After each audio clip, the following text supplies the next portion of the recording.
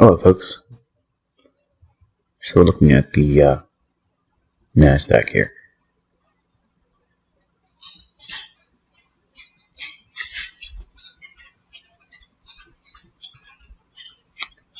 I believe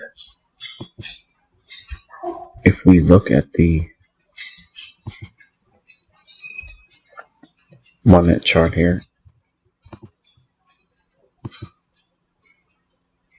so we have a little bit of a premium relative to our previous day's settlement. We're inside this little fair value gap here. I think we can go a little bit higher from where we are. So we're going to go beneath this down close candle with our stop loss. And we'll maximize.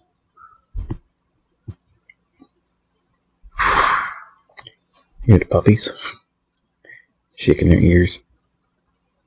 Alright, so now I'm going to add more right inside this volume imbalance here.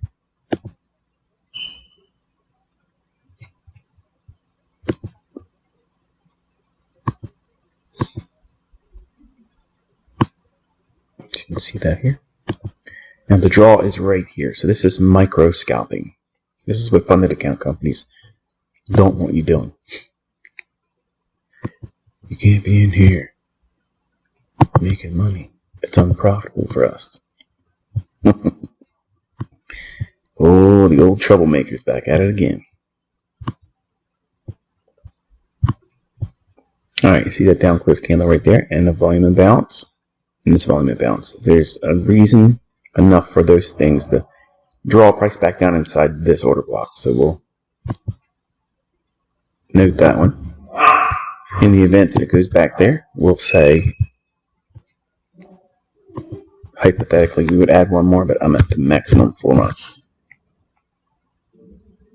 trade here. Fair value gap there. Always include the volume imbalances. And for bread and butter purposes, I should have had these on, sorry.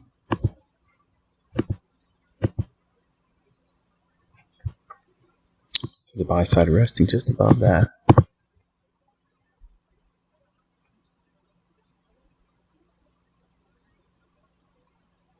Okay, so now we're real close to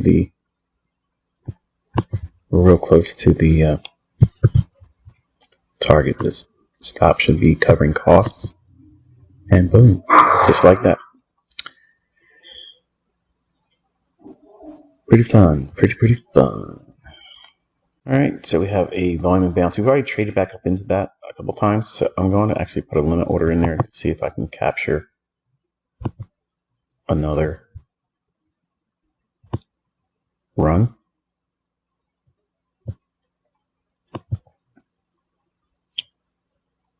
And we will target the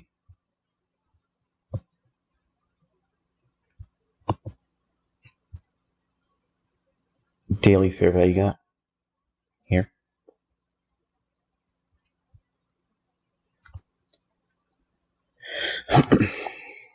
Should pop up in here and grab it. Oh, you see that? It gave me the limit price, but didn't give me the spread to get it filled. So just a little bit more. Come on, Virginia. There you go. So now we have the market reaching up into this fair value gap where we can add more. So that's this right here. Not that. It jumped ahead.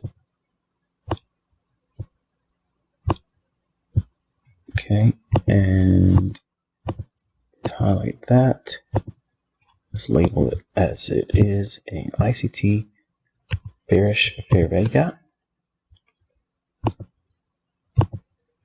And it's just so much fun seeing it just pan out like it's designed to do.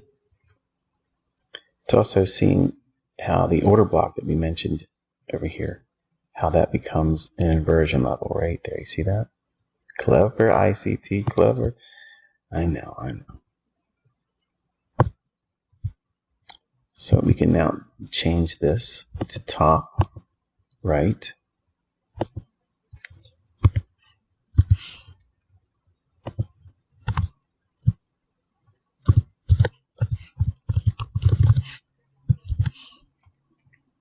All right, and then we're going to make that small, just like that.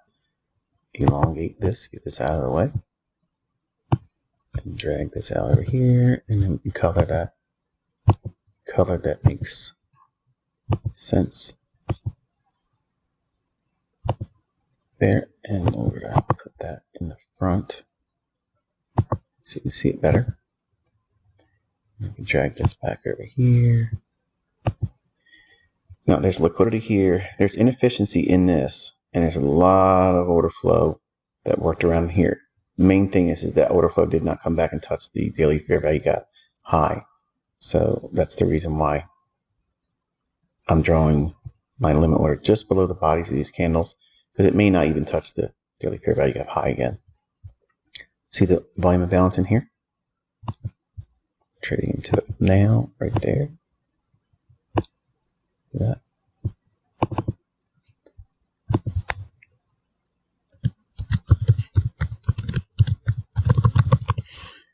And we'll make that smaller. So hitting that and rotate and go lower. Tagging these very short term sell side liquidity pools. Volume imbalances are flexible PD arrays, okay? So they can go back and forth over top of them and still keep the underlying narrative active, meaning that don't expect them to turn on the dime always. You want to judge, see where the order flow is in and around them. And many times they can cause the market to turn, but you have to be a little bit more flexible with these. Okay, so what we're going to do is we're going to take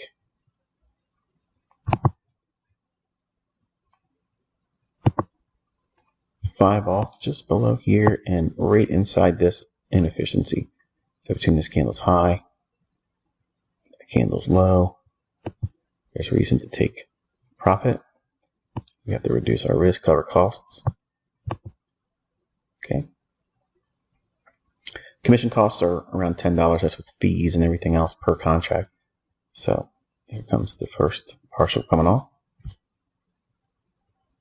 Just a little bit more, Virginia. You are so good to me, doll. You're so good. Oh my goodness. What is buying and selling? Buying and selling. It must be that buying and selling pressure they keep talking about. I'm not sure. The verdict's still out waiting to be confirmed. And again, this is a 15-second chart, by the way, folks, in case you were wondering. And we're back up inside of this inefficiency. And at this point, it could stop me out with the cost covered. But it's been very fun working within these tiny little ranges here, showing you that, you know, you can carve out yourself a little income, win some competitions, you know. You can do all kinds of stuff when you have the understanding of how to read price action. Now, see what's created here? This is a little bit problematic for my stop loss. So it has a high, another high, so it can jump up here and hit that. And it's fine if it does. It's completely okay. This is the reason why we take partials. Now, if you are going to be hard and fast and you want to be a surgical hit and run type, you know, scalper, you don't take any partials. You just take the first logical level of liquidity, bang, you're out, and it's over. Then you wait for the next setup.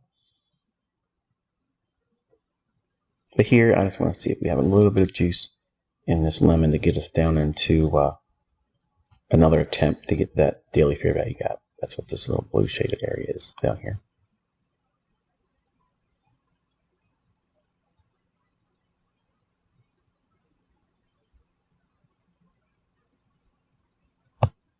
Move this out of the way.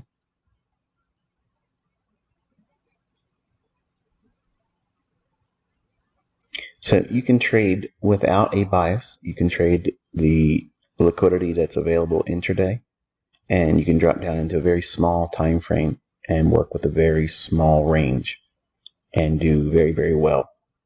But if you lose your mind and or lose the plot, which is trying to make money, getting in at logical levels, expecting a logical draw on liquidity, it should make sense why it should do it in the grand scheme of things. So that's going to come with experience, obviously. But all the things I teach on this YouTube channel, the Inner Circle Trader, all for free. You just got to put it to work, and it takes a little bit of time, effort, and energy to work towards it. You can carve out some pretty consistent models.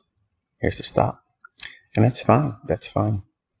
But buying in here, running the buy side there, then going back in, selling short, and getting the liquidity under here.